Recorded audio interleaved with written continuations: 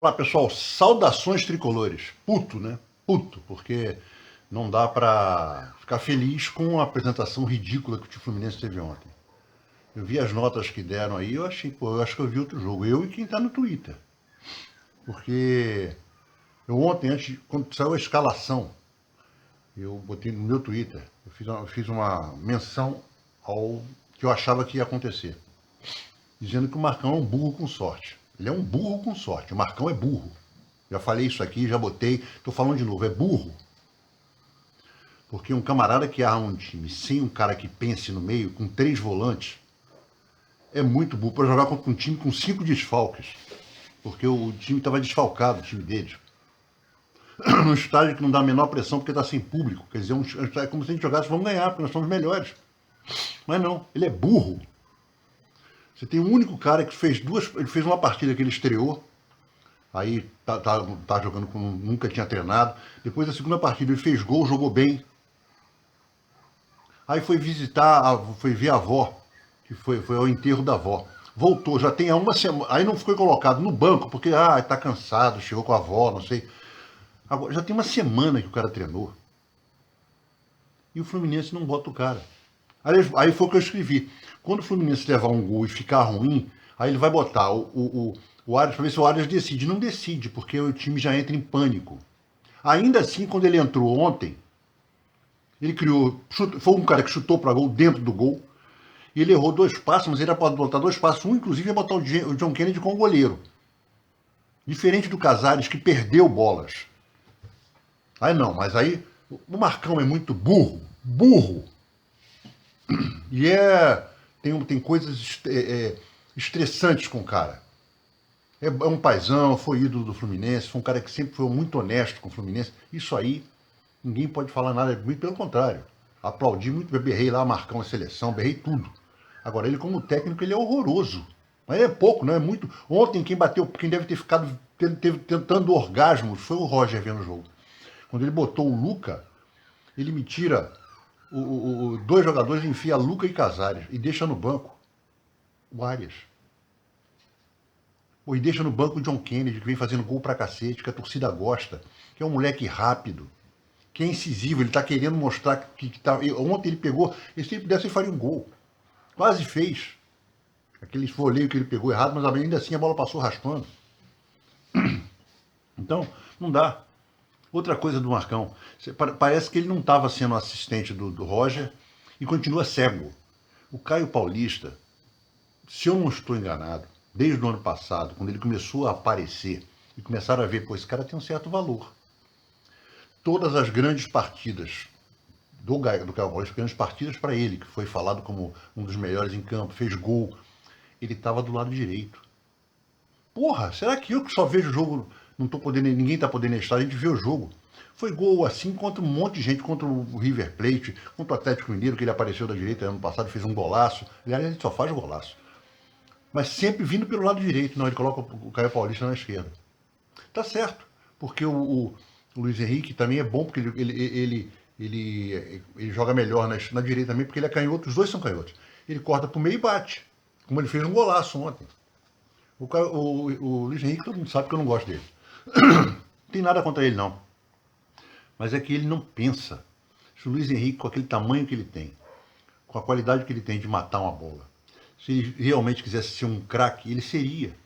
Mas ele parece que a cabeça dele está precisando trabalhar a cabeça desse moleque.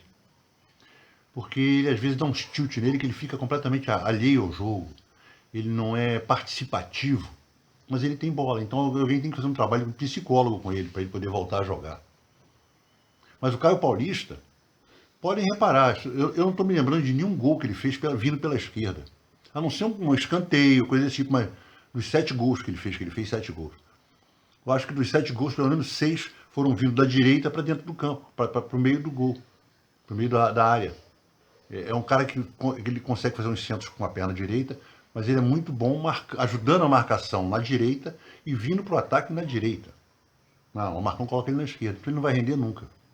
O que ele rendia quando ele estava na direita. Outra coisa. Ontem o Fluminense parecia o jogo contra a Chapecoense. Menos de 20 minutos, 2-0. Depois não fez mais nada. Fez mais nada. A maior prova disso é que ontem, no primeiro tempo, tiveram 3 chutes para dentro do gol. 3 no primeiro tempo. Só 3 chutes para dentro do gol. Foi 2-1. Os 3 entraram.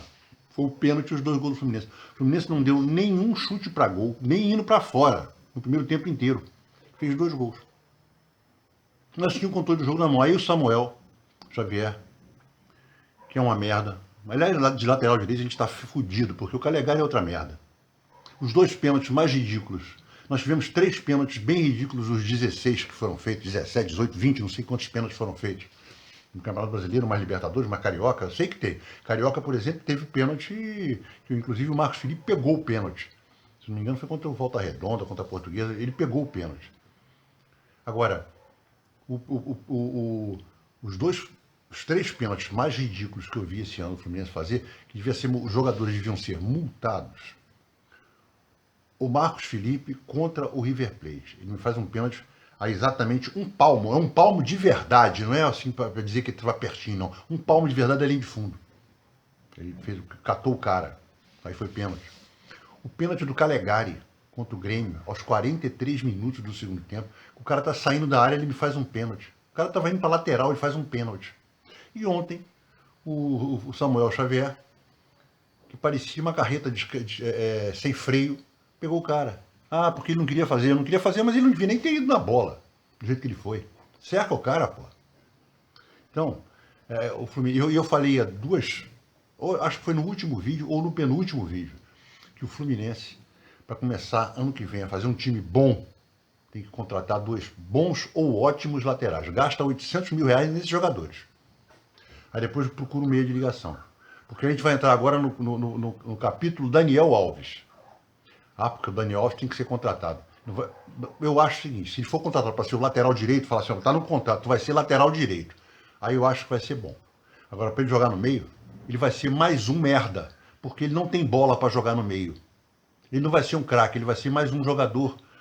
Se é para botar no meio um lateral, chama o Marcelo. Paga mais com o Marcelo, que tem umas raízes, embora ele seja botafoguense, tem umas raízes tricolores, e no meio ele vai resolver. Agora, o Daniel Alves no meio, de camisa 10, de camisa 8, esquece. Ele não tem bola para ser isso.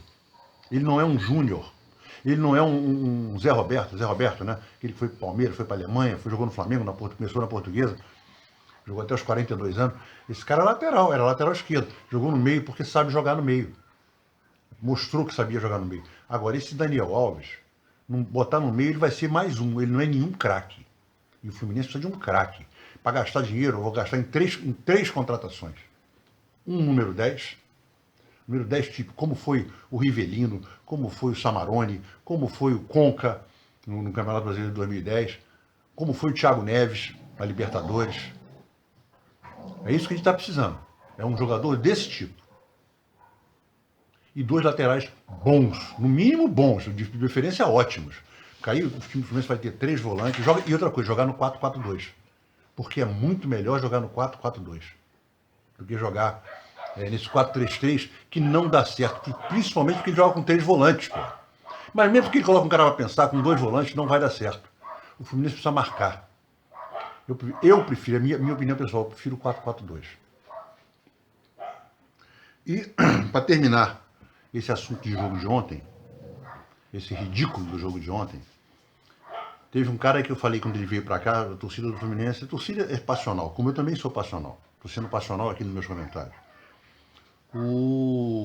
Todo mundo gostou do Abelito, e sacaneava Bobadilha. Bobadilha parece um Bombardier, essa é a verdade. E eu falei desde a primeira vez, ele parece muito o Rafael Moura. Até rindo ele parece o Rafael Moura. Só que ele é meio maluco, né? Ele faz umas faltas malucas, atrapalha o jogo.